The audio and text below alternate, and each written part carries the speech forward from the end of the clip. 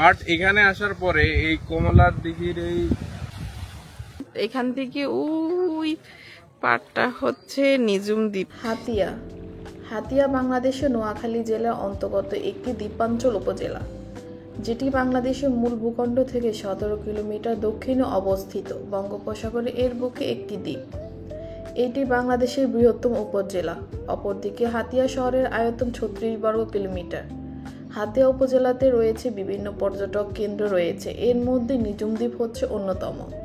আর নিজুম দ্বীপ সম্পর্কে আপনারা জানতে পারবেন আমাদের আগামী এপিসোডে।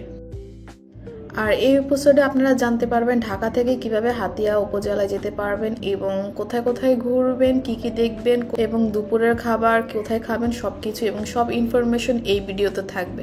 সো জানতে হলে লাস্ট পর্যন্ত ভিডিওটি দেখতে হবে।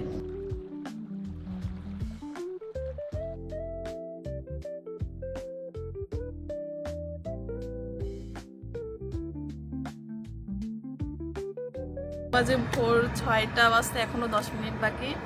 আর আমাদের আজকের গন্তব্য হচ্ছে নোয়াখালী জেলার হাতিয়া দ্বীপে। সো আমরা অলরেডি বের হয়ে গিয়েছি, আর একটু আগে বের হয়েছিলাম, এখনো ভোরের আলো ফুটেনি। এখন আমাদের মেইন যেতে হবে হচ্ছে চেয়ারম্যান ঘাট, দেন সেখান থেকে আমরা শিখ না কি বলো এটাকে, আচ্ছা যাই হোক, যেটাই হোক আমরা যাওয়ার পর দেখা হচ্ছে। আমাদের এবারে ট্যুরটি ছিল অনেক অ্যাডভেঞ্চার, যেটা আমরা টোটালি এক্সপেক্টেড করিনি যে এতটা অ্যাডভেঞ্চার হবে। আর ফার্স্ট ডে থেকে আমাদের মানে ফুল জার্নিটাই ছিল অ্যাডভেঞ্চার থেকে স্টার্ট, যেটা আমাদের যাওয়ার দিন থেকে, যেহেতু আমরা বাইক দিয়ে ডিরেক্ট গিয়েছিলাম আমাদের গাড়িতে করেই। সো মানে যাওয়ার ভিউটা তো দেখতেই পাচ্ছেন, কুয়াশাটা ডিরেক্ট আমাদের দিকে আসতেছে আর চারপাশে এতটা কুয়াশা যেটা আসলে ক্যামেরায় কিছুটা হলেও বোঝা যাচ্ছে, বাট আরও বেশি ছিল। তখন হয়তো সেগুলো আমরা ক্লিপগুলো নেই টোটালি সামনে যতদূর আমরা সামনে যাচ্ছি সব কিছুই সামনে অন্ধকার হয়ে আসছে, মানে মেনলি অন্ধকার না, আসলে সামনে সব কিছু হোয়াইট কালার ঘোলাটে হয়ে যাচ্ছিল, যেটা আসলে আমরা ক্লিয়ারলি আসলে সামনে কি আমরা দেখতেও পাচ্ছিলাম, এত পরিমাণে হয়ে আসছিল। আর চশমা তো পুরো অন্ধকার হয়ে যাচ্ছে। আগেই বলে নিচ্ছি, যারা অনেক বেশি জার্নি করতে পারেন তাদের জন্য আজকের ট্যুরটি, মানে হাতিয়া এবং নিজুম দ্বীপ তারা যাইতে পারবেন। আসলে যারা এইভাবে এত বেশি ট্রাভেলিং করতে পারেন না বা জার্নি করতে পারেন না তাদের জন্য না, আসলে অনেক বেশি জার্নি করতে হয়, এটা সত্যি কথা। আমরা ফার্স্টে প্ল্যান করেছিলাম আমার আব্বু আম্মুকেও নিয়ে যাব, বাট ভাগ্যিস আমরা নিয়ে যাইনি, বাট তারা অনেক বেশি কষ্ট পেত। যাই হোক, সো এখন বলবো আপনারা ঢাকা থেকে কিভাবে যাবেন এই হাতিয়া পর্যন্ত। ঢাকা সায়েদাবাদ থেকে ডিরেক্ট নোয়াখালী সোনাপুর পর্যন্ত বাস পাওয়া যায়, রেগুলার অনেক বাসই পাওয়া যায় সেখান থেকে। আর মেবি চেয়ারম্যান ঘাট পর্যন্ত বাস পাওয়া যায়, বাট এক্স্যাক্টলি পাওয়া যায় কিনা আমি জানি না, বাট সোনাপুর পর্যন্ত ডিরেক্ট বাস যায়, সেখানে আপনারা সোনাপুর পর্যন্ত চলে যাবেন। দেন সোনাপুর থেকে এই চেয়ারম্যান ঘাট পর্যন্ত অনেক সিএনজি এখান থেকে যায়, যেটা রিজার্ভও যায় অথবা আপনারা লোকালিভাবেও যেতে পারবেন। পার পার্সন হয়তো কত করে শিওর জানি না, যেহেতু আমরা ডিরেক্ট গিয়েছিলাম আমাদের বাইকে করে, বাট এটা দেখেছিলাম যে এভাবে যাওয়া যায়। আর আপনারা যদি বাসে করে যেতে না চান, চাইলে লঞ্চে করে যেতে পারবেন। লঞ্চে করে যেতে হবে ঢাকা টু মনপুরা 2টা কি 3টা লঞ্চ ছাড়ে, যেটা ঢাকা সদরঘাট থেকে সন্ধ্যা 5টার দিকে ছাড়ে অথবা 6টা এরকম টাইমে। সেটা মেনলি আগে মনপুরা যাবে, দেন আপনাকে হাতিয়াতে নামিয়ে দিবে। এখন আরও কিছু ইনফরমেশন দিই যেগুলো আসলে আমরা এর আগে কোনো ভিডিওতে পাইনি। আসলে সেখানকার রোডের কন্ডিশন খুবই খারাপ, যে আসলে ভাঙা চোরা রাস্তার উপরে যেতে যেতে যেতে শরীরের প্রত্যেকটা হাড়ে হাড়ে ব্যথা হয়ে যাবে। আমরা বাইকে ছিলাম দেখে তাও আমাদের যে কম হয়েছে এমন না, প্রচুর। আসলে সবাই ডিরেক্ট নিয়ে যায় না, আর এখানে যে আর মেনলি এখানে আপনারা লো কস্টে যেতে পারবেন না, কস্টিংটা আপনাদের অনেক বেশি হতে হবে। সেটা খাওয়া দাওয়াই হোক, থাকার কস্টিংটা কম, বাট সেখানে আপনার যাতায়াত কস্টিংটা অনেক বেশি। আমরা বাইক নিয়ে গিয়েছি, তাও আমাদের বাইকের ভাড়া বিভিন্ন রকম দিতে হচ্ছে, বিভিন্ন জায়গায় বাইকের ভাড়াটা দেওয়া লাগতেছে, যেটা আপনাদের পার পার্সন মানুষের থেকেও বেশি। আর সিএনজি কস্টিংটাও অনেক ভালোই ছিল, যেটা আপনার হাতিয়া থেকে ডিরেক্ট মুক্তারিয়া ঘাট পর্যন্ত নামিয়ে দিবে, সেখান থেকে আবার আপনাদের ট্রলারে করে পার হয়ে ওই রাস্তায় মানে রোডের ওই পারে গিয়ে হাতিয়াতে নিজুম দ্বীপ যেতে হবে। এইভাবে আসলে অনেক বেশি হ্যাসেল পোহাইতে হয় এই ট্যুরে।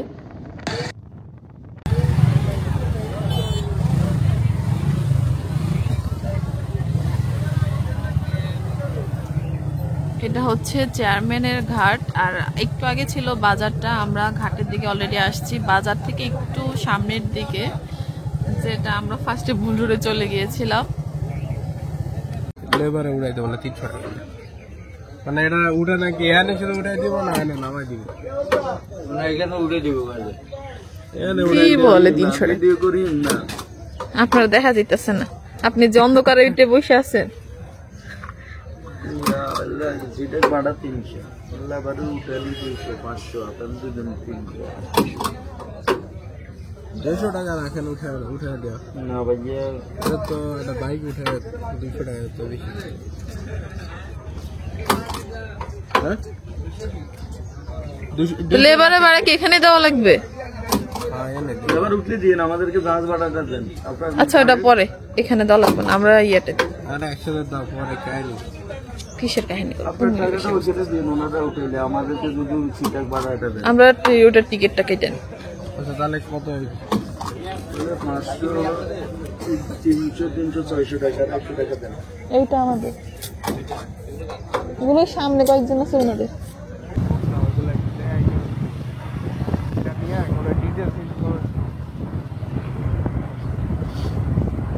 এটা হচ্ছে হাতিয়া বাজার, মেইন হাতিয়া বাজার, চেয়ারম্যান ঘাট। এটা হাতিয়াতে পড়ছে, আর বাট এটা চেয়ারম্যান ঘাট। শরীফ হোটেল কোনটা?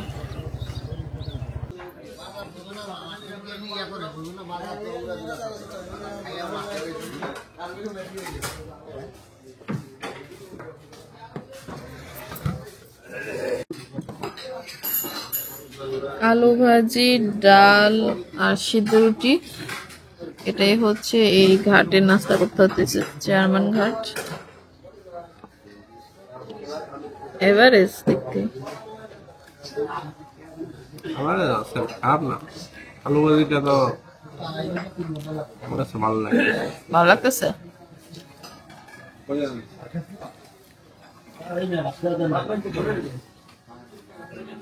এটা নর্মালি আর কি জায়গায় আড়তের লোকদেরই, তেমন টুরিস্টদের জন্য ওইরকম আসলে ফ্যাসিলিটিস নাই, যতটুকুই আছে এনাফ। টুরিস্ট অনেক কম আসে,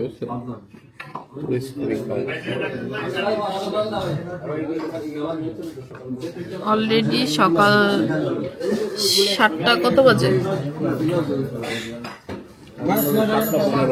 7:15। 7:15 বাজে, 8:30টার দিকে, 7:15 বাজে। আর আমরা বের হয়েছিলাম 5:45। আর আমরা আসতে বরাবর 1 ঘন্টা লাগছে, বেশি লাগে নাই। ভাবছি 7টা বাজে এসে আমরা সি ট্রাক পাবো, কিন্তু এখন ভাটার টাইম দেখে তো আমরা অলরেডি ঘাটের এখানে চলে আসছি। ঘাট আর একটু সামনে, আমরা জাস্ট একটু ওইদিকে আসছি যেহেতু আমাদের আমরা লেট করে ফেলছি। লেট না, যেহেতু এখন ভাটার টাইম চলতেছে, জোয়ার না আসা পর্যন্ত আমরা এখন সি ট্রাকে উঠতে পারবো না। আর আজকে আমরা সি ট্রাকে করে যাব। আমাদের মেন ডেস্টিনেশন ছিল আমরা নিজুম দ্বীপে যাব, যেহেতু আমরা নিজুম দ্বীপে এখান থেকে এই ঘাট থেকে ডিরেক্ট নিজুম দ্বীপ যাওয়ার একটা মানে সি ট্রাক অথবা ট্রলার যাইতো, যেটা সকাল ভোর 6টার দিকে যায়, কিন্তু আমরা লেট করে ফেলছি। আমরা আস্তে আস্তে 7টা বাজে, আর আমরা জানতাম না যে ডিরেক্ট নিজুম দ্বীপ যাওয়া যায়। যদি ডিরেক্ট চলে যাওয়া যায় তাহলে একটু কষ্ট কম হবে, যেহেতু আমাদের সাথে আমরা দুজনের সাথে বাইকও আছে। আর বাইকটা না থাকলে আমরা এখন ট্রলার করে চলে যেতে পারতাম, কিন্তু ট্রলার এখন যাওয়া যাবে না যেহেতু বাটার টাইম সিটাক ছাড়া। এখানে সি ট্যাকের যে ভাড়াটা সেটা কিন্তু জন প্রতি 145 টাকা করে, কিন্তু তারা আসলে 150 টাকা করে রাখছে, 5 টাকা করে বেশি রাখছে। আর সেটা সমস্যা নাই, কিন্তু মেইনলি হচ্ছে এখানে একটু সিন্ডিকেট হচ্ছে, যেটা মানে বাইক নিয়ে, বাইকটা তারাও মানে উঠাই দিবে, কিন্তু সেটার জন্য একজন এক কথা বলতেছে। যখন আমার ক্যামেরাটা অন ছিল তখন একবার মানে ওনারা বুঝে উঠতে পারতেছে না, তাই বলতেছে ক্যামেরাটা অফ করতে। এখানে আরেকটা সমস্যা হলো যে বাইকের আমরা যে ভাড়াটা দিয়েছি আসলে এটার কোনো টোকেন দেয় নাই, তারা শুধু টিকিটটা দেয় নাই, জাস্ট তারা নিজেরা বলতেছে। এটা একটা সিন্ডিকেটের মতোই, যেহেতু আমরা এখন একা আসছি, আমাদের কোনো ওইরকম কোনো গ্রুপ নেই। আর গ্রুপ থাকলে জিনিসটা অনেক কিছু হ্যান্ডেল করা যায়। তো এগুলা মোটামুটি এখনো তো যে জায়গাটা আছে টুরিস্ট প্লেস হিসাবে ওইভাবে হয় নাই, যেহেতু এই কারণে আরো বেশি প্রবলেম। টুরিস্ট প্লেস হলে আরো বেশি সিন্ডিকেট হতো, টুরিস্ট প্লেস না এত ভালো। আর যারা বাইক নিয়ে আসলে ডিরেক্ট নিজুম দ্বীপ চলে যেতে পারলে ভালো হবে, যেহেতু আমরা বাইক নিয়ে আসছি, আমাদের এখন তো নিজুম দ্বীপ ডিরেক্ট যেতে পারবো না, আমাদের হাতিয়া পর্যন্ত যেতে হবে। এরপর হাতিয়া থেকে আরো 50 থেকে 55 কিলোমিটার আরো বাইক রাইড করতে হবে হাতিয়া শেষ মাথায় যাওয়ার, হাতিয়া শেষ মাথায় মানে নিজুম দ্বীপ যাওয়ার। দিন আবার সেখান থেকে আমাদেরকে লঞ্চে অথবা ট্রলারে করে রাস্তা পারাপার হয়ে এরপর যাওয়া লাগবে। সো আপনাদের সাথে একেবারে ডিরেক্ট হাতিয়া ঘাট, মানে এখান থেকে পার হয়ে হাতিয়া যে ঘাটটা হচ্ছে সেখানে দেখা হচ্ছে। আমাদের কাছে যেহেতু এখন অনেক সময় আছে, এই কারণে আমরা এই চেয়ারম্যান ঘাটটা ঘুরে দেখতেছি। তো আপনারা দেখতে পাচ্ছেন যারা স্থানীয় মানুষ তারা কিন্তু এখানে ট্রলারে করে যাইতেছে তারা, এবং আমি দেখছি যে হুন্ডাও এদিক দিয়ে তারা নেমে যাইতেছে।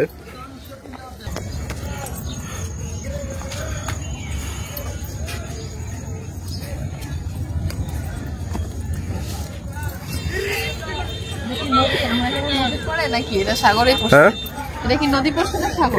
নদী, এটা নদী না, এটা বঙ্গোপসাগরের মধ্যে বঙ্গোপসাগর মনে হয়, বঙ্গোপসাগরের মধ্যে পড়ছে। এর পরে তো আর কোনো নদী বা কোনো কিছুই নাই আসলে, এটা মেবি বঙ্গোপসাগরের মধ্যে পড়ছে। তাহলে কি এটা বাংলাদেশের একটা শেষ সীমানা? শেষই বলা যায় না, কারণ হলে এখানে হাতিয়া দ্বীপ আছে, এরপরে নিজুম দ্বীপ আছে। অনেকে এখানে কিন্তু যাইতেছে স্পিড বোটে করে যাইতেছে।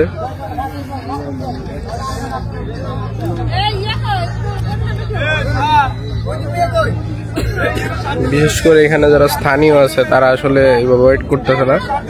আমরা এই সিটাকের টিকিট কেটেছি, কিন্তু অনেকেই এখানে মেন প্রবলেম হচ্ছে তেমন কোনো ইনফরমেশন আমরা কোথাও ডিরেক্ট পাইনি যে আমরা কিভাবে যেতে পারি বা কিছু। তো আমরা জাস্ট আন্দাজ করে ভাবছি 7টা বাজে হয়তো ছাড়বে, এই কারণে আমরা 7টার আগে আসার ট্রাই করছি। যে বাট কি করার, আমরা আসলে আইসাও দেখতেছি যেটা যেভাবে যাওয়া লাগবে সেটা আরো লেট করে যেতে হবে, কিছু করার ছিল না। ওই পাশের দিকে তাকা, দেখো সব খেজুর গাছ আর কি গাছ আছে, নারকেল গাছ আর খেজুর গাছ।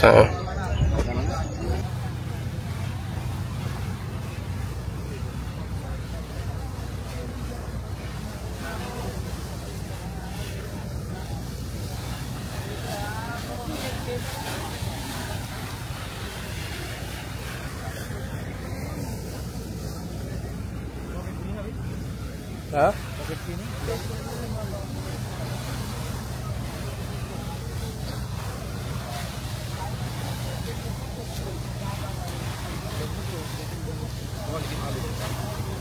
কোয়ালিটি এমনিতে ভালো আছে।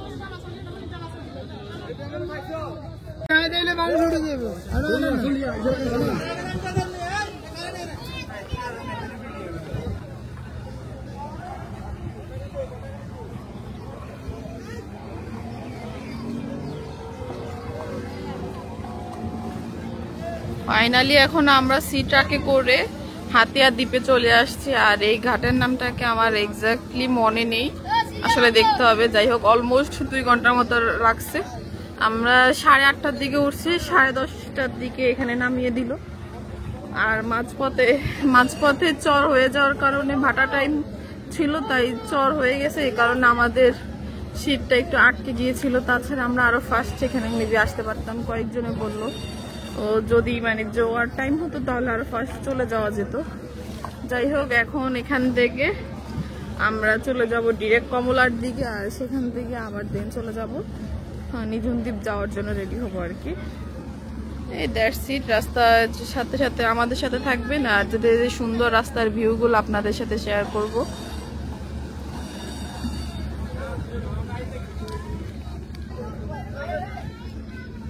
মোটামুটি ভালোই লাগছে প্লেসটা দেখে, সুন্দরী। টুকটাক আর নারকেল গাছ দেখলে তো আরোই ভালো লাগে।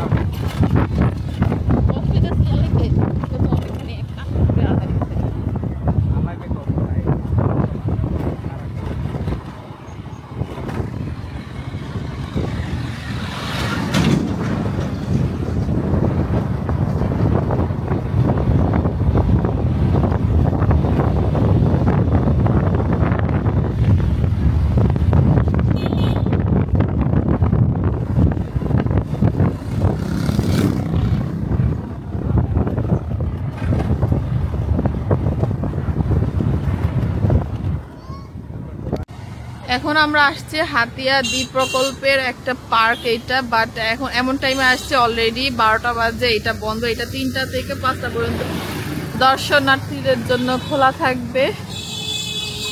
ভিতরে কি আছে আমি এক্স্যাক্টলি জানি না, আর চাইলে এখানে আসলে সবাই ঘুরে যেতে পারেন।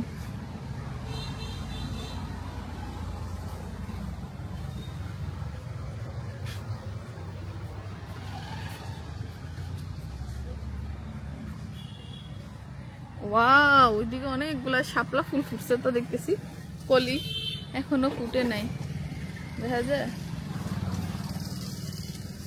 কি সুন্দর লাগতেছে শাপলা ফুলের কলিগুলো।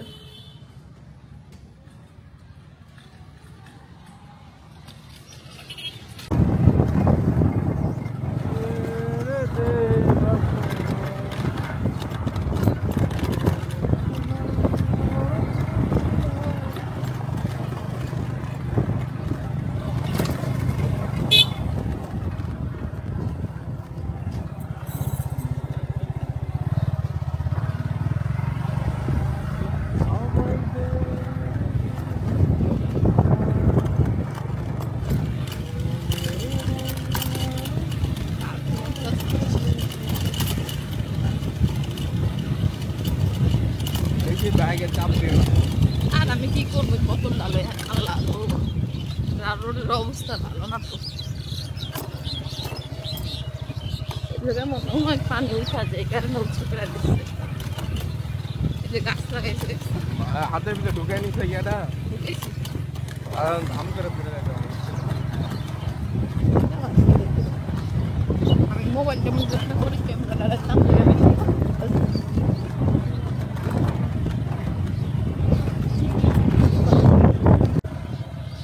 ফাইনালি এখন আমরা কমলার দিঘি চলে আসছি, আর এটা হচ্ছে পর্যটন কেন্দ্র। চলো সামনে, চলো ভিতরের দিকে। এগুলা সব হচ্ছে মাছ ধরার, আর এইটাই এই ধরনের চাউবন সব অনেক বাইক।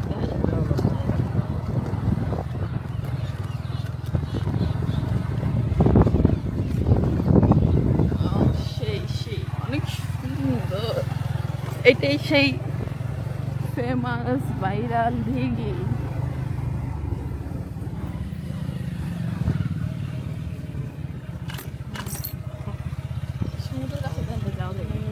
আমরা ইয়াতে চলে যাই, সমুদ্রের ইয়াতে নামা যায়। সাথে মারা হচ্ছে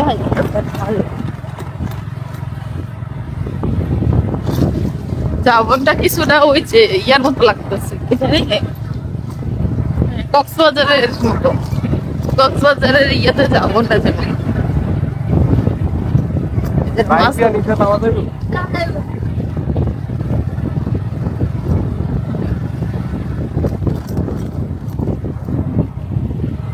ও না না বাইক ঘুরাইবা কেমন আবার? আরে আমার যাবো বাইক তোমার বাবা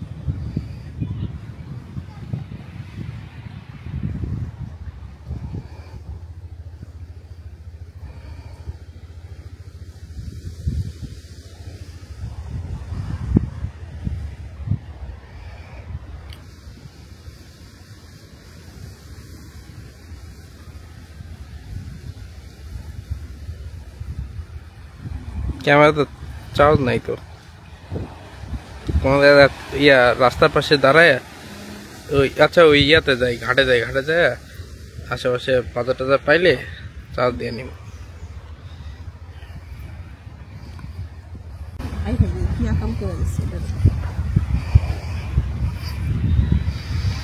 ফাইনালি আমার বাইক একটা মানে কোন একটা জায়গায় এসে পূর্ণতা পাইছে। তো তোমার কাছে কেমন লাগতেছে এই কমলার দিঘির এখানে আসে? কমলার দিঘির এই প্লেসটা আসলে আমি কি বলবো যে আমরা কিন্তু একদম ভোর থেকে নোয়াখালী থেকে বাইক চালায় আসলাম, এরপরে সিটাক দিয়ে প্রায় 2 ঘন্টা জার্নি শেষে আমরা কিন্তু আসছি।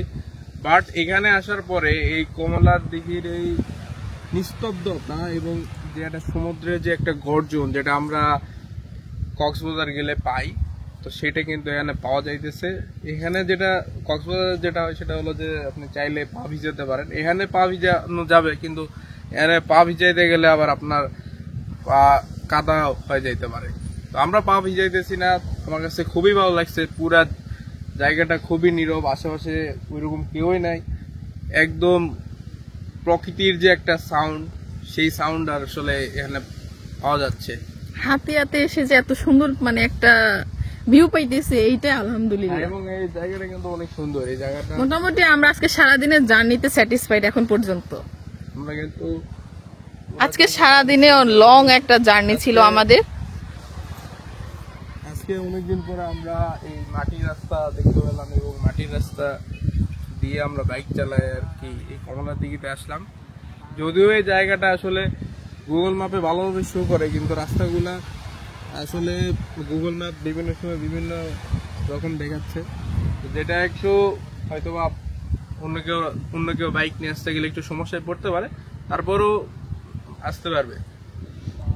আর কষ্ট করে আসার পর যখন এই নীরব সমুদ্রের গর্জনটা দেখা যায় তখন মানে মাইন্ডটা ফুললি ফ্রেশ হয়ে যায়, আর তখনই মনে হচ্ছে আজকের জার্নিটা টোটালি স্যাটিসফাইড আমরা। হচ্ছে কমলার দিঘি সি বিচ, আর দিঘিটা হচ্ছে ওই পাশে, দিঘিটাও আপনাদেরকে দেখাবো। সি বিচটার গর্জনটাই ভালো লাগলো, দ্যাটস ইট। এটাই হাতিয়ার বেস্ট আকর্ষণ আমাদের কাছে আজকে লাগলো। তেমন কোনো প্লেস নেই হাতিয়াতে, আর এইটাই। আর দুই একটা প্লেস ছিল, যেহেতু টাইম আমরা কভার করতে পারবো না, আজকে আমরা নিজুম দ্বীপের দিকে আবার মুভ করব। আমাদের মেইন ডেস্টিনেশন হচ্ছে নিজুম দ্বীপ, এই আর কি। এইটাই হচ্ছে মেইনলি কমলার দিঘি, মোটামুটি ভালো একটা, অনেক বড়। আর ঠিক ওই পাশে হচ্ছে সি বিচটা কমলার দিঘি, এই দ্যাটস ইট।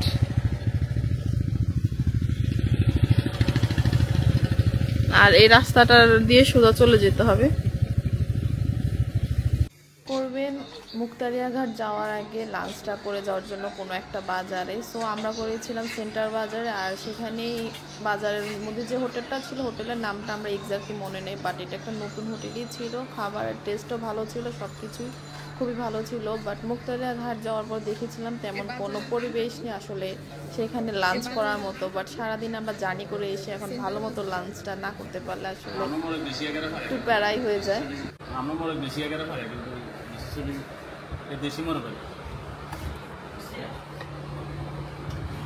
সবজি, সাগরের মাছ, আর হচ্ছে চিকেন, সাথে আজকে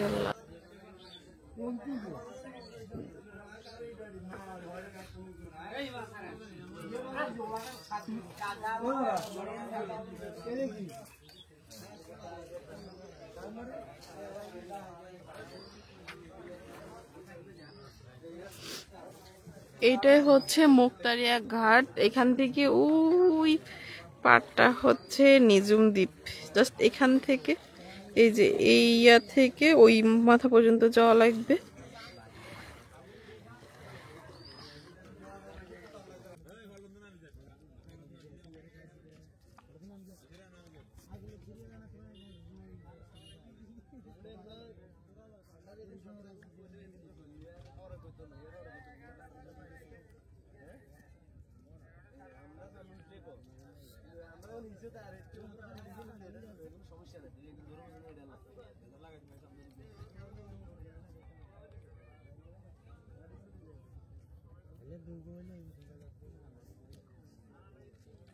সো হাতিয়া ব্লগটি আজকে এখানেই শেষ করলাম। নেক্সট এপিসোডে থাকবে নিজুম দ্বীপ সম্পর্কে। যদি হাতিয়া নিয়ে কোনো ইনফরমেশন জানার থাকে অবশ্যই কমেন্টে জানাবেন, আমরা সবার কমেন্টের রিপ্লাই দিব।